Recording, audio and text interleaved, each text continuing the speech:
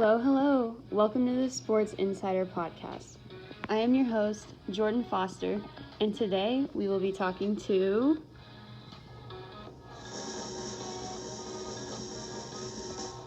Marina Olmstead, one of New Mexico's top recruits and part of the Taiwan national swim team, about the language of swimmers. Hello, Marina. Thank you for joining us today.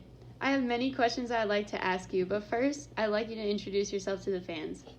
Tell us a little bit about where you came from, how long you have been swimming, and all that jazz. Hi, my name is Marina Olmstead. I've been swimming for 8 years. I'm a student athlete here at the University of New Mexico, and I also compete not only for the United States UNM, but also for Taiwan. Cool. So you said you have been swimming for 8 years. What made this community appealing to you in the beginning? Well, I first got introduced into swimming because I went to one of my very closest friends' swim meet, and I had no idea that there was like this hidden world of the sport of swimming, and it was just really cool and interesting. So I asked my mom if I could swim, and she signed me up for swimming, and we kind of went from there. Oh, that's sweet. What makes it appeal to you now that you're fully embraced in it? Well, since I've been swimming for so long, I've set myself a lot of goals, a lot of them which I have not reached, and so that's one motivator, is to reach my goals.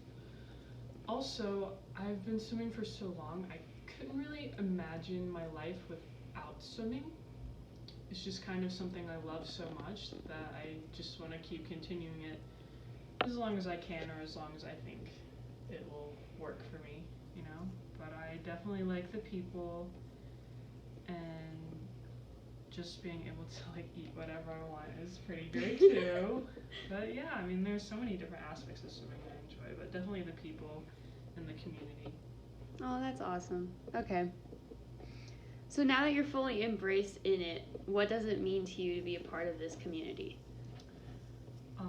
Well, automatically when you say swimming community, I think of people with goggle marks and dry skin. But that's not completely what our sport community is. We're just a lot of talented people who are really dedicated to their sport, and we all just kind of like die together, win together, fail together kind of thing. So it's really just like a big family, especially being a team sport.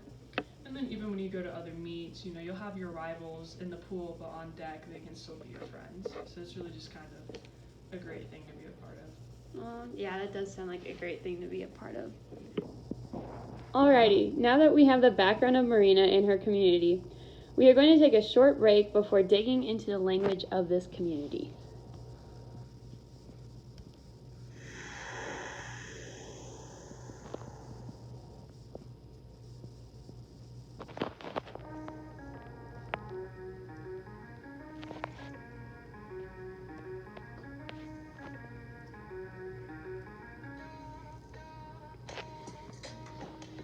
Welcome back, everyone. In case you are just joining us, we are here with Marina Olmstead, a UNM swimmer, to talk about the language of swimming. Marina, would you say there are slang words that are used with swimmers quite often? Please give a few examples of their definitions if you can. Yeah, we definitely have slang words we use. One of our most popular slang words is dryland. And so that is just practicing or exercising not done in the water. So if someone is like, oh, I'm going to go to the gym and do a workout, we usually say like, oh, I'm going to go do dryland. Or sometimes if it's like specifically in the gym, we say weights. Oh, that's cool. I like how you guys can communicate like that. With your experience in Taiwan, would you say swimmers who speak different languages have similar slang words? Or would these examples only apply to American English? So I don't actually speak a lot of Mandarin, so I'm not 100% sure, but I'd like to say that they do have their own lingo that is different from American lingo, because just in general they have different slangs. So like one of the things I got to teach the kids while I was over there is the saying, don't snitch. Don't ask me why, but... Would you say the community is broken up into smaller communities where there could be different uses of slang? Yeah, so like I said earlier, each team kind of has their own preferred lingo for different things. Okay, cool. Well, now I'm going to ask you 2 questions from our fans. So one of our fans is asking, what is something you feel an outsider must know about the community and the language? I think an outsider, like I said, should know the strokes, because some strokes are stereotypically more tiring or harder than others.